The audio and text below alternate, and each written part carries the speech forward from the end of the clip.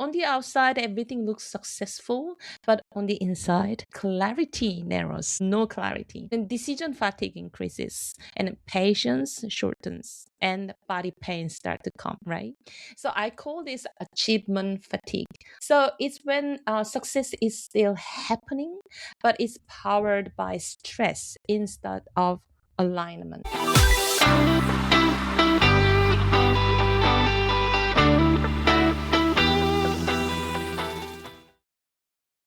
Hello and welcome to another episode of the Best You interview series. It's Gary here again. Thank you very, very much, as always, for taking the time to join me. And today I'm delighted to be joined by transformational leadership strategist Grace Najean, who helps high performers break free from stress-driven success and step into effortless influence.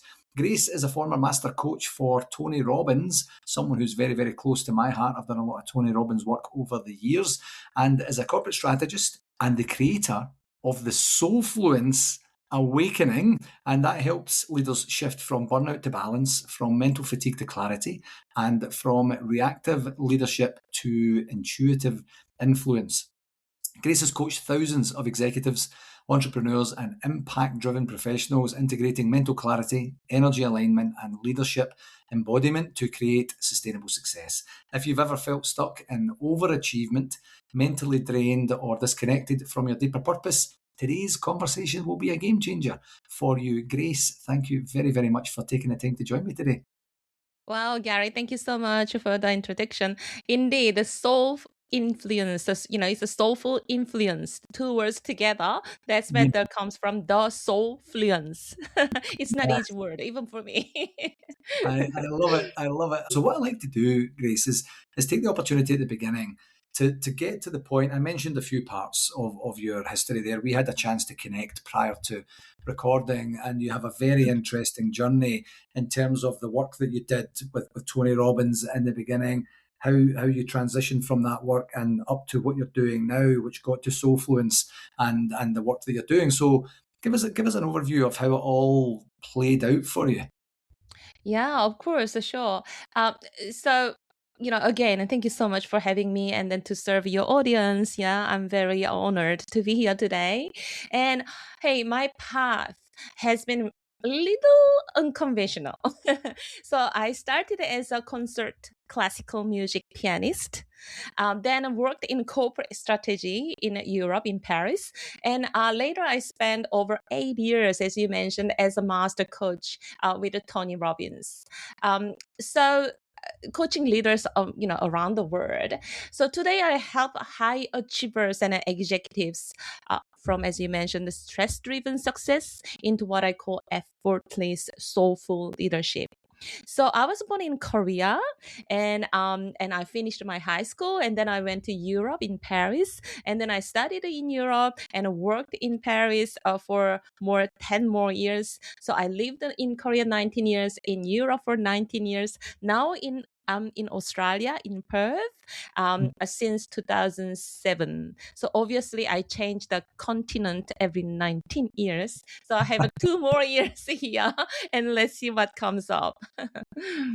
Fascinating. So the journey into coaching for you, what was the attraction for you at that point in your life, and why Tony's program? What spoke to you at that particular time? Yes, now I look back at the beginning, I didn't know, I started coaching study just by curiosity. And then someone told me, oh, you're going to be so good as a coach because you have a different backgrounds, you have a different experiences, so you can share and support people. So I thought it was just a career path for another success, right? And the more I do, there are depth of things. I had a feeling like I can coach everyone but anyone. That's exactly where I was. And then when you study coaching, everybody talks about Tony Robbins here, Tony Robbins there. But to be honest, I didn't know about it until then. So I was like, who is this guy? I really need to go and see him. So fortunately, he came to Australia in that, like 12, 13 years ago. He did few times in Australia. So I went to in Sydney with another friend who was doing coaching study, and then okay, let's start. Let's try at least. Don't be stupid, right? And I went to see his event, 4 days immersion of UPW, what we call Unleashed Power Within, and that changed seriously my life. It was I had so many breakthroughs, and then it's amazing. I was like, why nobody told me about this before in my life, right? um so then I signed up every single event. So I took whole package of Tony Robbins. So I did his 4 events within 5 months. So I did only events and then come back changing my life, go event and then come back my routines, patterns, my health, and then everything.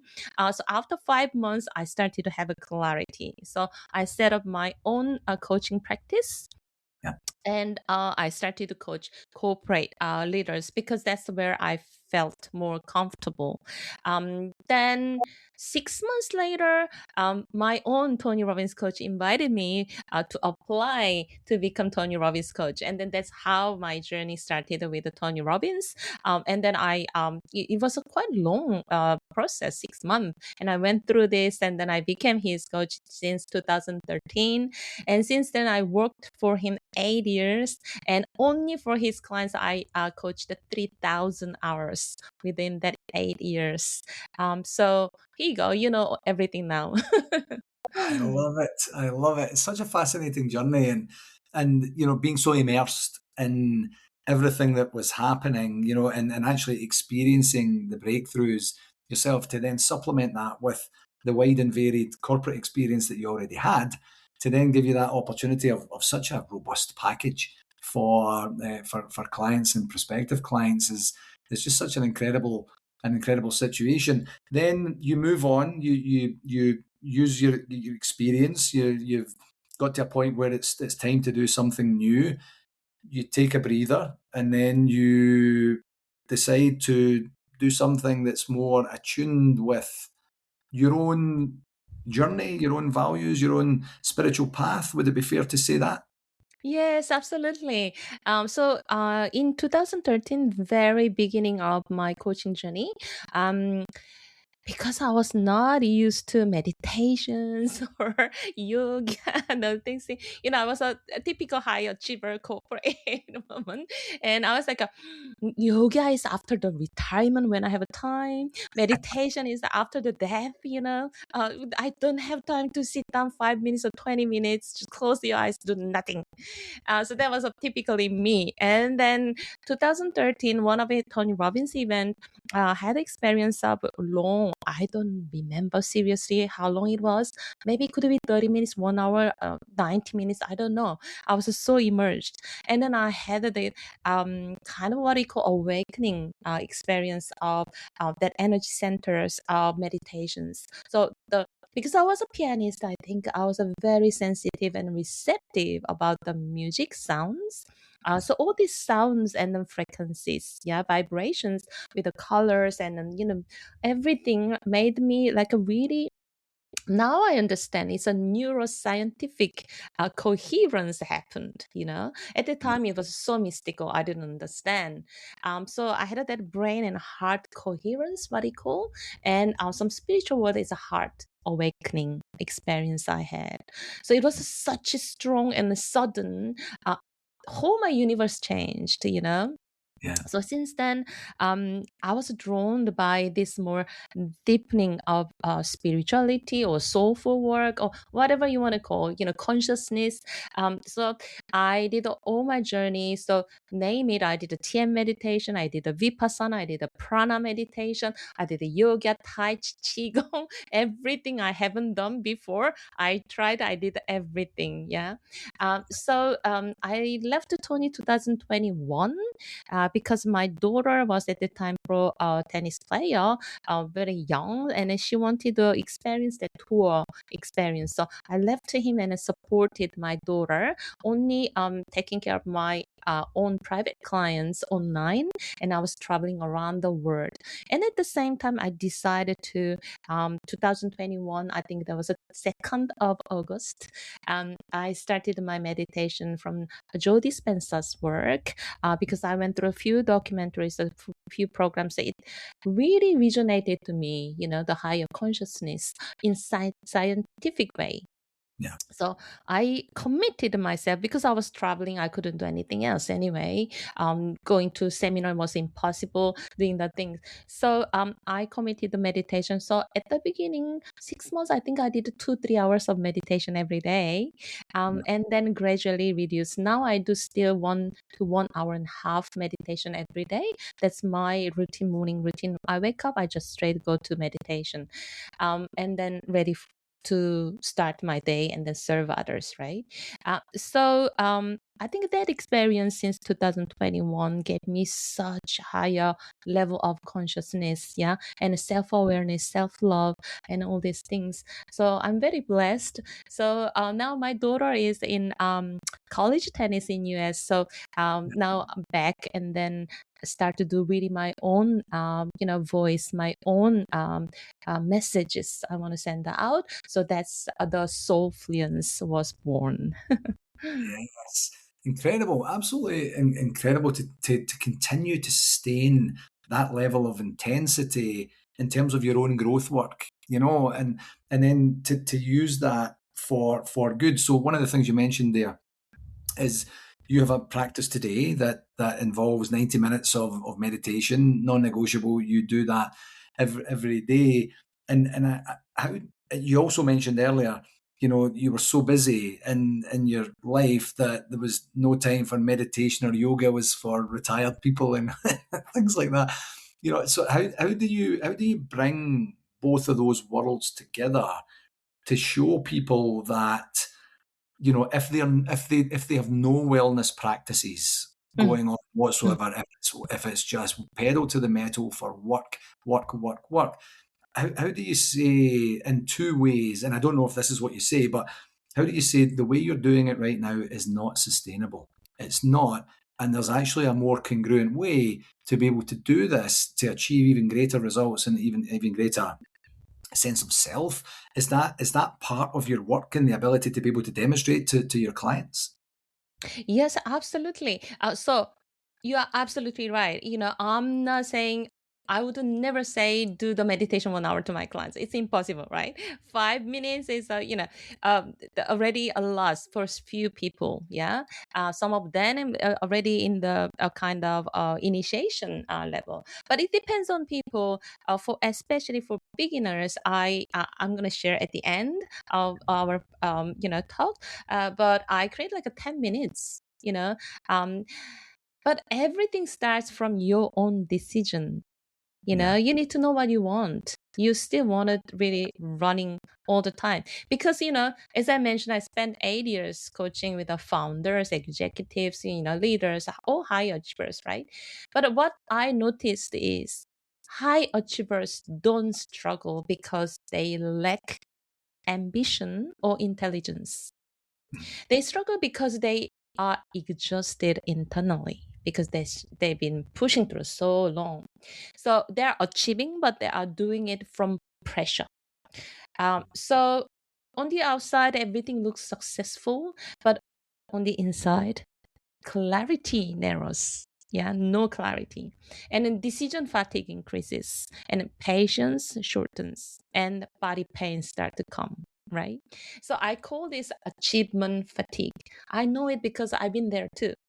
So it's when success is still happening, but it's powered by stress instead of alignment. Yeah.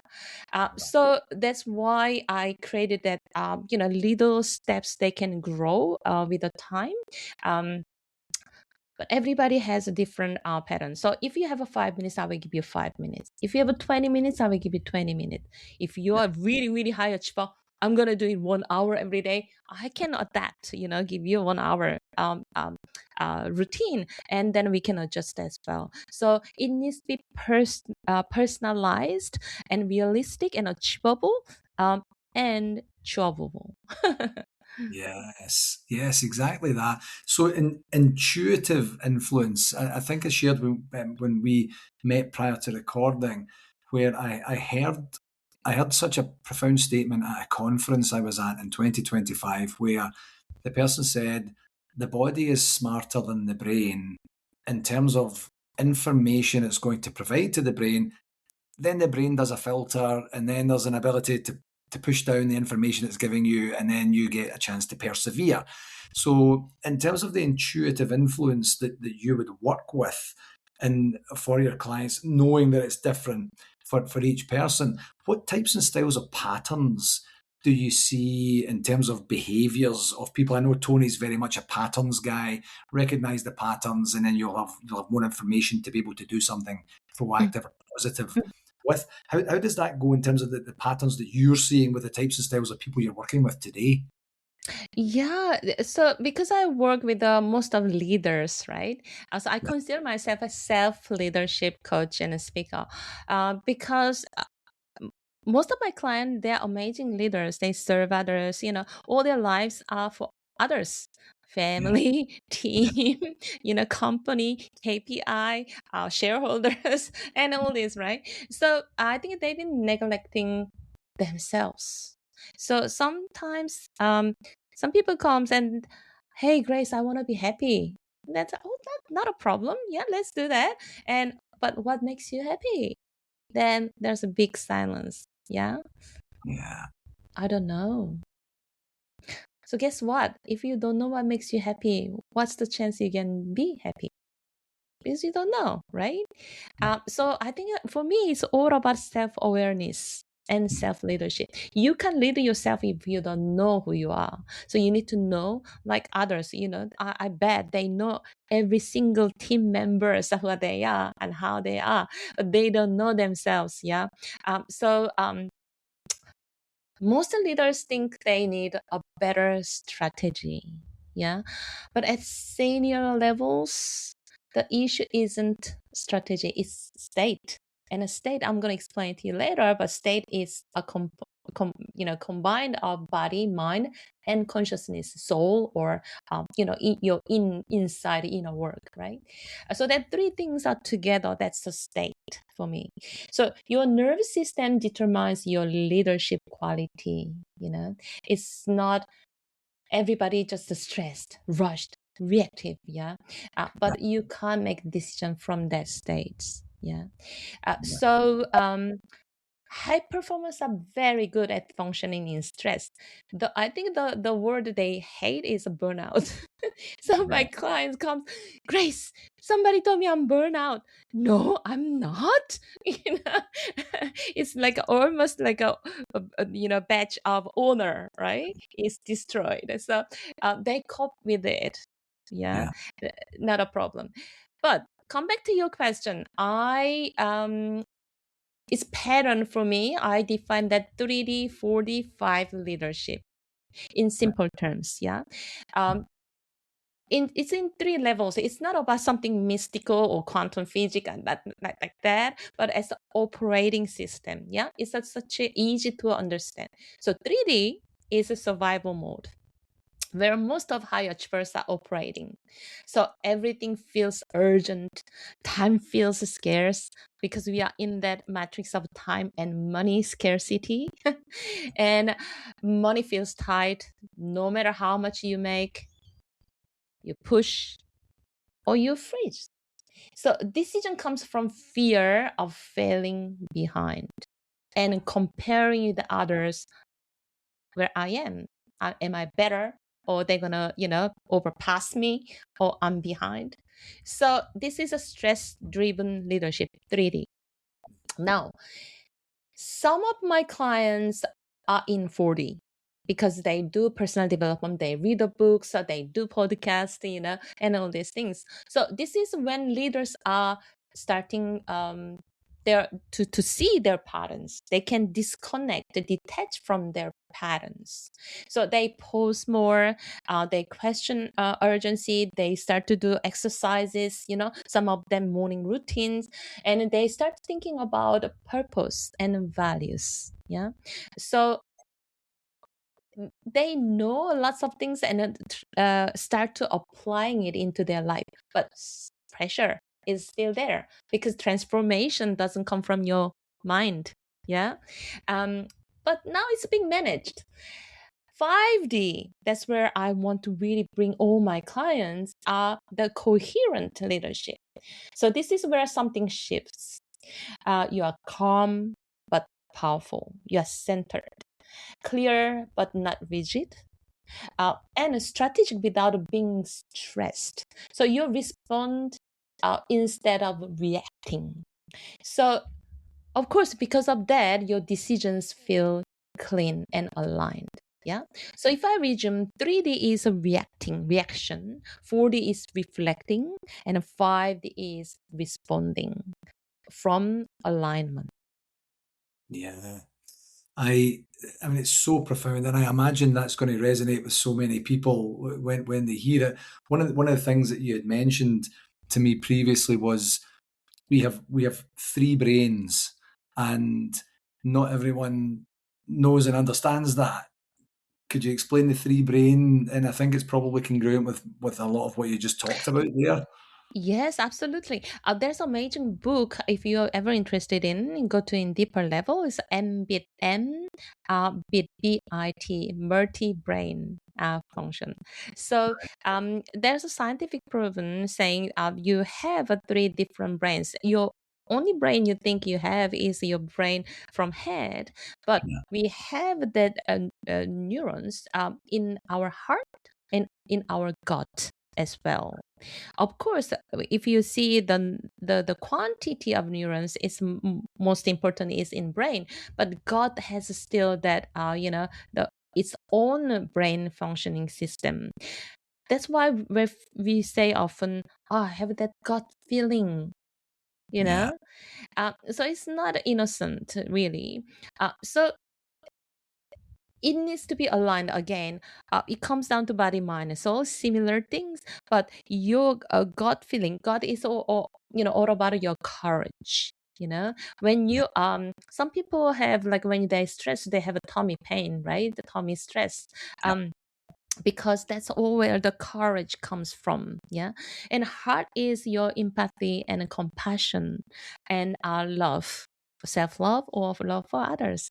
And this brain is we think this is intelligence, but it's not. It's the higher purpose of your brain is creation.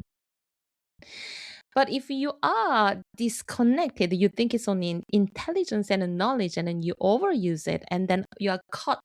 So most of people working from this space rather than this space. Yeah. yeah, So there's no hearts. Some people can't even connect with their heart, or some people completely disconnected with their gut. They have a digestive system and their intestinal system. So all goes off. So again, you need to be aligned. To do that, for me, it's a body, mind, and your consciousness to be aligned together. yeah. And so one of the things that was a bit of a theme for some of the clients you were talking about earlier is there's a propensity to say, I'm not burned out, I don't burn out, that's not me. But other people are saying that I might have to do something about the way that I am right now, something like that. So in terms of overachievement, and people that you would work with or people that you would counsel in some way to figure out that overachievement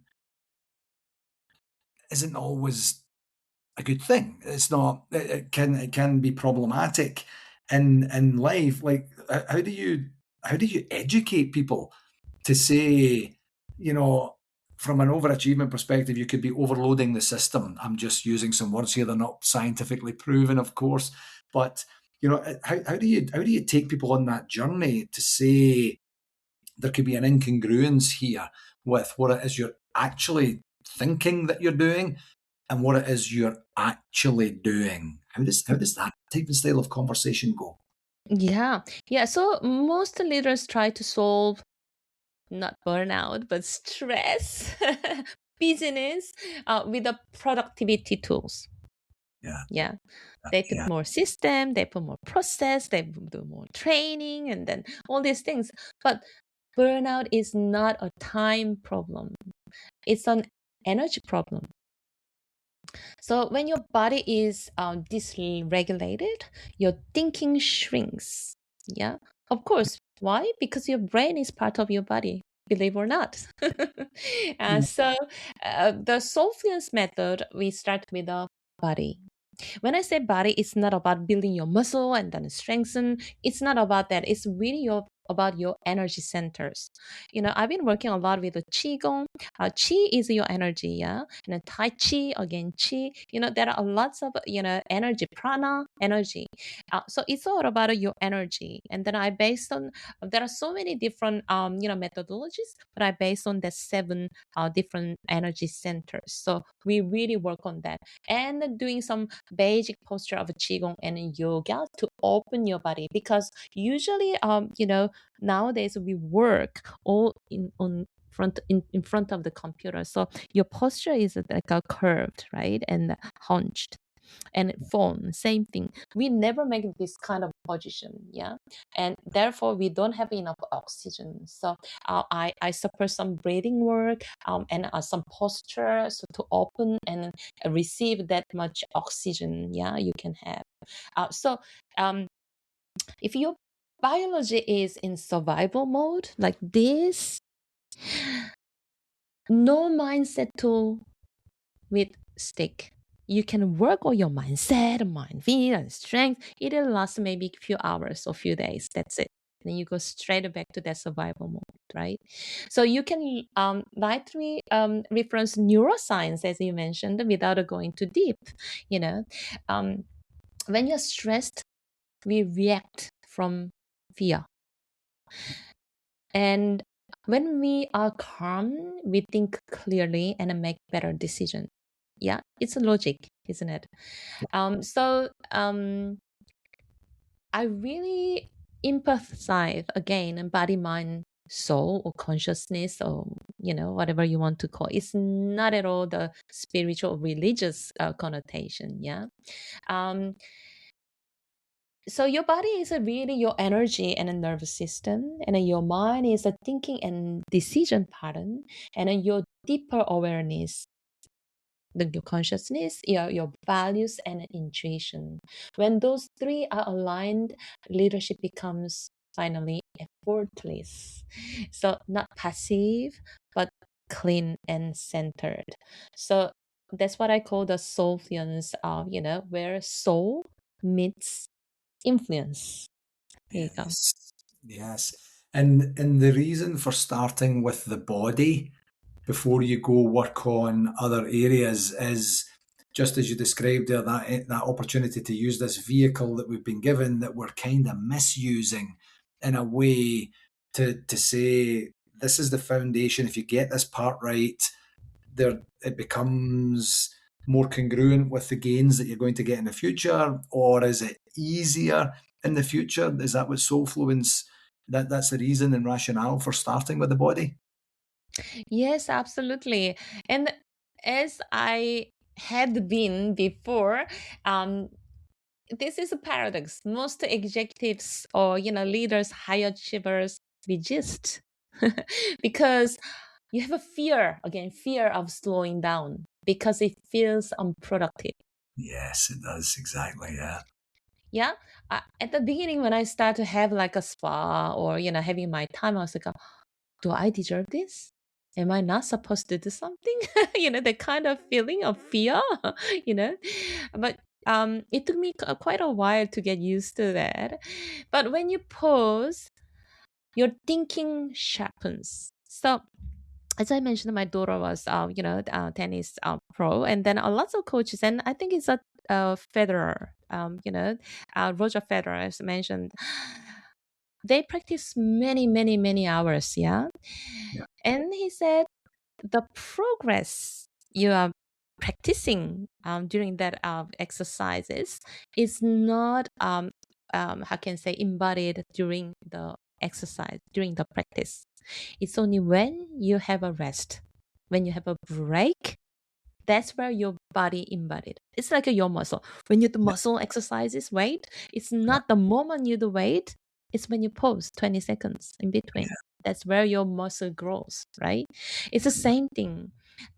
So If you pause, your decision will improve because that's the time that your brain needs to absorb and process, right? Therefore, your communication strengthens as well because you're clear, so you can communicate better. So, slowing down is not doing less. It's removing internal noise and calm down, make it clear. Yeah. And as you say, such a paradox. You need to slow down to speed up. I mean, that's something I've heard in business for quite some time, but it's more transactional in terms of this process doesn't work right now. So if we fix it by a system or a new process or adding people or taking people away, whatever that is, then you have an opportunity to go. The principle is kind of still the same, but when you put it on yourself to say, why don't you try it? I can imagine. I'm thinking of many people that I've been fortunate to work with and observe over the years that would resist, that would say, and by the way, I kind of feel like that now and again. If I'm in some way not materialistically moving things forward, it can feel like a waste of time. Time is my greatest enemy. I hate the thought of wasting time. So what I really see from you, Grace, is the opportunity to understand that that's not what I'm doing. Just because what I'm doing in that moment is different to what I would typically do, which is a podcast, a phone call, a client meeting, a coaching session, a teaching session, a speaking engagement. Those sorts of things where I'm kind of thinking, all the things are lining up, but maybe I'm not, and maybe that's okay for that period of time, but it's not okay and sustainable for a longer period of time. It's absolutely genuinely food for thought, and the ability to be able to say it all starts with me, and I loved what you said earlier in terms of leaders are generally living for something outside of themselves, whether it is shareholder value, whether it's market share, whether it's profitability, whether it's the ability to expand or grow in the workplace and space. So even using that, I'm actually kind of thinking almost in terms of trying to convince them that this is going to help them do that exponentially better, more efficiently, in terms of the clarity of decisions and such. Because if they fall over on their side and they can't get back up again, kind of metaphorically speaking, nothing they're going to like, all that service is going to stop dead. And of the moment, it's absolutely fascinating. You must get such joy from the work that you do, and to see the growth of your clients. Absolutely. Some of my clients are, through their testimonials, they said their all body pains go on. They couldn't sleep, lack of sleep, insomnia issues, neck pain, body pain. They lose weight naturally. So I do retreat for 7 days. They come, they eat so well, and they still lose weight. That lightness and all that. So come back to your, the statement before. I think there are a few aspects impacting us why we are that way. Like for instance, your case, yeah, I hate wasting time, right? Yeah. But what does that idea comes from? Where does that come from? Were you born with that thoughts? Great question. I couldn't. I'm not sure I was born with it. What my mindset is I have a certain amount of tools and a certain amount of time to be able to use those tools for my benefit and the benefit of those that I care about.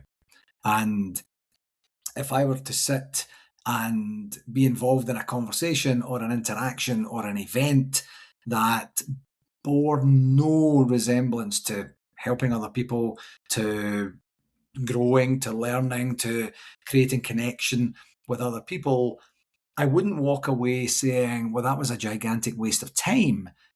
But I would in my head, and maybe even verbally, if I was with someone, I would say, now I know I won't do that again. And so I'll take the benefits. So it's not. it's not hate in terms of, any aggression or negative thoughts or Yeah, feelings. I got it. Yeah. I'm very, very purposeful about how I spend my time, who I spend my time with, and what I'm doing in those times. Mm, I have the odd moments, or the odd few moments in my life where it's just it's enjoyment. It's pure just enjoyment. I'm going to go do something that's kind of nonsense because it's fun and it's funny and things like that. So I'm not saying that every single second is accounted for, but there's way more purpose behind it than people would typically see. And I'm not dictating this is what's going to happen and that's what's going to happen and that's what's going to happen. It's just the way that I build into it. It's the way that my energy flows into what it is that I'm doing, all with the enemy of time being present to kind of just give me a wink to say, I'm here if you stop paying attention, and we can waste a full weekend on Netflix, easy if you want. We can mhm, go and so I'm really always hyper aware, mm, especially the older I get, that I don't want to do that. I don't think mhm. it serves me, and I know that it certainly doesn't serve others for the most part. Absolutely. So that's the thing. That's the beauty, Gary. With that one question, you spend a few minutes about self-awareness. It's more Yeah, clear for you. Why do I have that? But most of people they don't. So apparently we have a 30,000 thoughts a day, but on the 30,000 thoughts, if you ask it truly, truly, honestly yourself, how many thoughts are mine? You know, yeah, how many are mine? Is it seriously what I believe? Did I created that thoughts? No, most of the time it's conditioning. From, don't get me wrong, my parents loved me. I love my daughter, but still I condition her. I pass my conditioning to her, right? So from young age, school, you go to school, what they teach you, be like everyone. Sit down, don't move. And you need to be the best. You need to beat the next guy to be the better score. Then you worth it, right? yeah, So we conditioned to compare and scoring ourselves. We think that's the only measure we can have our worth. Uh, so that conditioning, and then you go to uni, same thing. You have to have a degree to have a good job, and then you go to good job. You need to, have a work hard to please your boss, and then after that you become boss, then you need to work harder to maintain then, and make a better outcome and KPI and all these things, right? So we are conditioned almost whole our life to be that way. And most of the worst conditioning we have is lack of money and lack of time. We never have enough time, we never have enough money. But is that true? Is that really, really true? Look back when you are young, was it true? It's yeah. not. It's It was, conditioning, right? So I think there are lots of part of conditioning. One, and then think about, ask yourself, is it truly my voice? yeah, So I think that impacts a lot in our decisions and in our thinking system, believing that's our proper belief and our proper guidance. Your thoughts are not you, you yeah, know? yeah. So here you go. It's so profound. I had a conversation with my son in the last few weeks, and it was around his thought pattern in terms of conditioning. It resonates so much with me in terms of his thought patterning of, okay, I'm going to graduate high school, I'm going to go to university, I'm going to get a job, and I'm going to have to do everything that you just described there. And I said, you don't have to do any of that. I would love you to go to university because I want you to learn how to learn. I don't mind whatsoever that what you study there. I don't mind about your grades. I just want you to apply yourself and do the best you can with whatever choices that you make. In terms of your career, it depends. What This was the conversation. I says it depends on what you want from your career. You haven't really discovered yet. He's 16 right now. You haven't discovered yet what you're really, really good at, what you really, really enjoy, how you want to feel, how you want to be. And he's had a few jobs up to this point. So he's getting a feel for the workplace and who he is in the workplace. He'll come back and complain about co-workers or things not working, equipment, plant, machinery, dysfunctional, processes being difficult to navigate. And we sit down, excuse me, we sit down and have a conversation, and I'm saying, think of the learning that you're getting, think of the growth that you're getting, think of the preferences that you can develop from this point. And sometimes he's like, Dad, just let me complain. I didn't mm, like it. And I'm mm, saying, absolutely, I can do that too. But let's not leave the scene of a good conversation mm, without a learning where we can take that away. And your career can be whatever it wants. And exactly what you were saying there, Grace, in terms of the time and money, the scarcity that we apportion to time and money. You don't mm, need that much money to live a type and style of lifestyle that might be completely congruent with who you are as a person and what you want to achieve in your lifetime.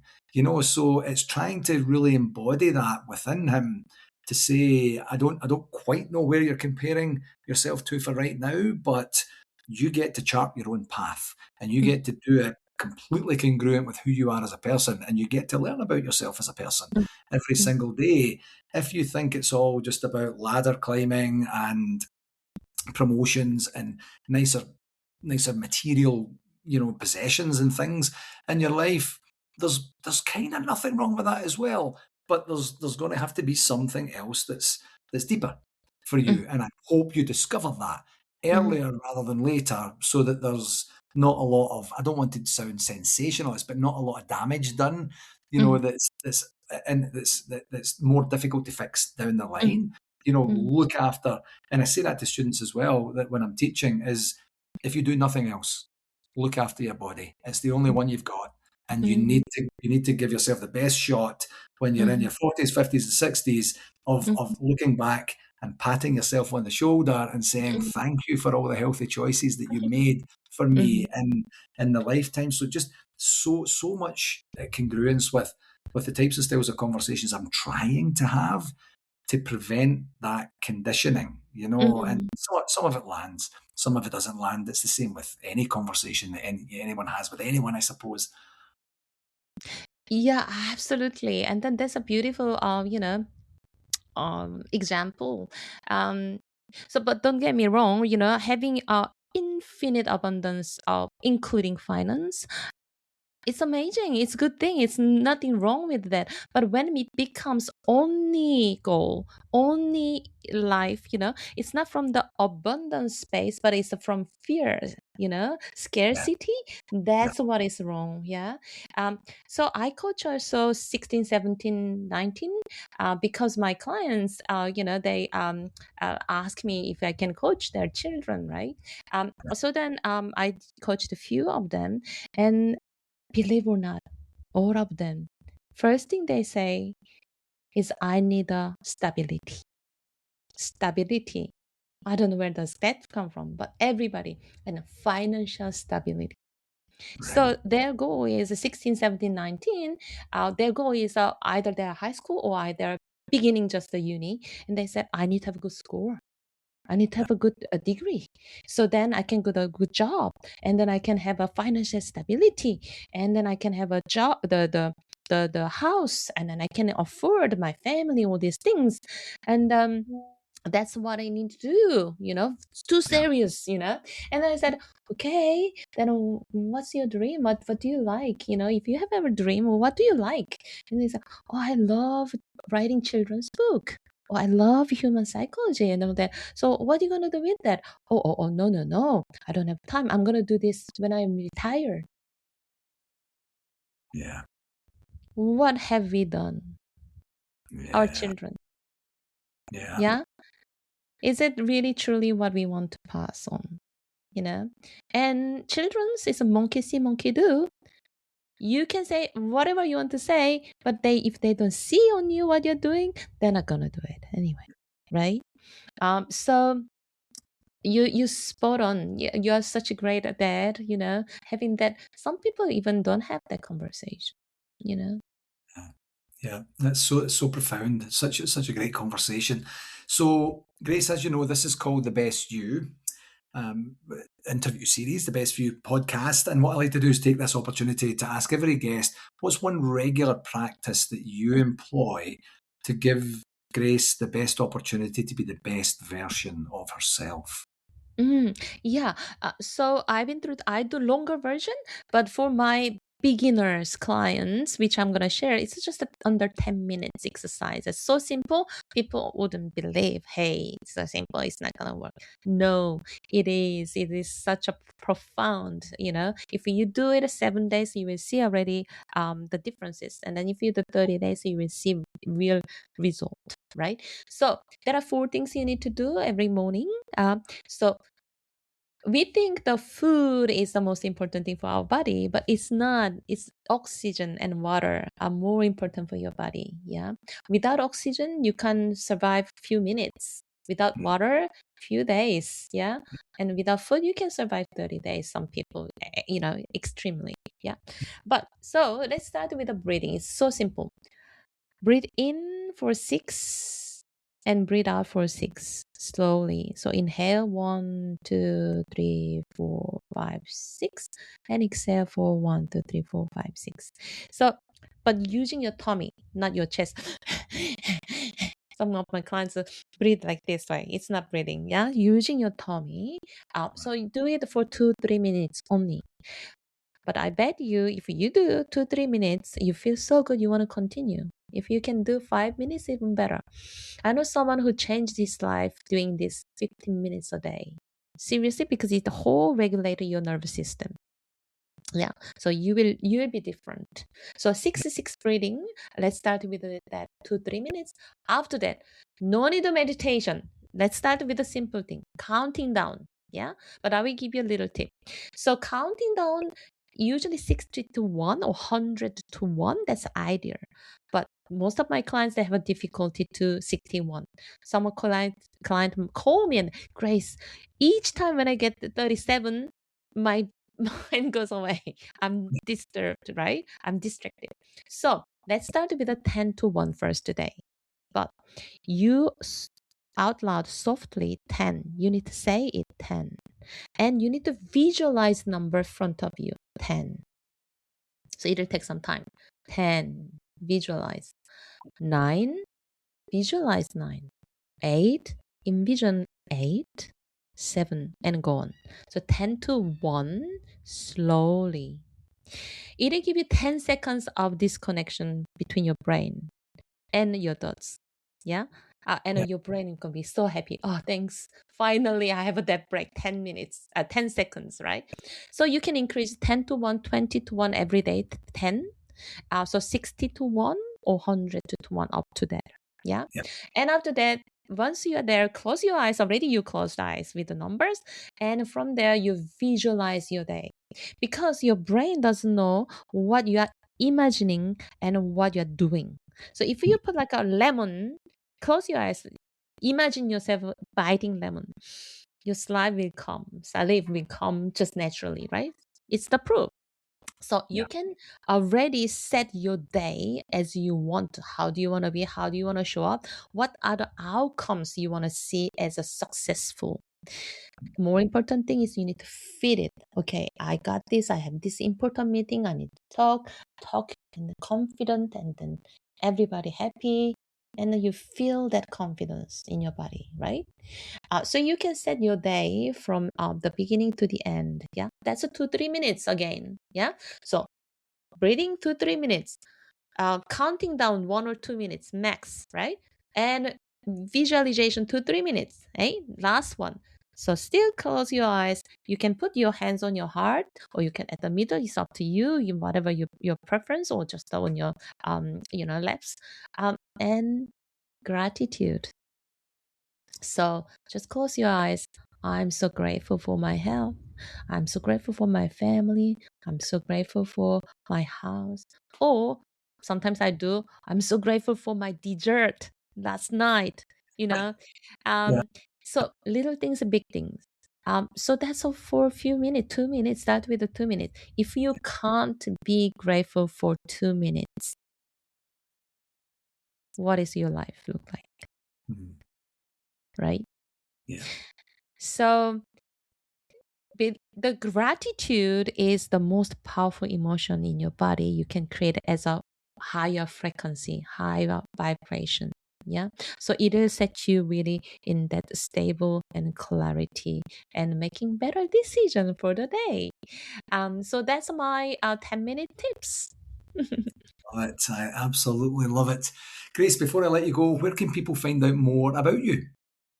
Yeah, sure. So my website is my name. So www.gracenajean, Najean.com. You can find everything there, or you can connect with me on LinkedIn, Grace Najean, Najean. Just send me a text message, direct message, and then I can respond to you as well. Oh, I run a retreat, 7-day retreat, complete, disconnection from your life, and then making that transformation.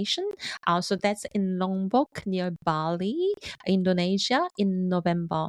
So that's a beautiful, like a luxury, 46 rooms only there. And then every single room has our ocean view, and it's on the cliff. So you hear ocean hitting the cliff when Yeah. you wake up. Tremendous. Excellent. I'll get all the details for that and put that into the show notes for this. Grace, this has been a tremendous conversation. I've learned lots and I really appreciate the opportunity for a wee bit of coaching from you as well during that. Thanks very much for coming on the show. Thank you so much for having me.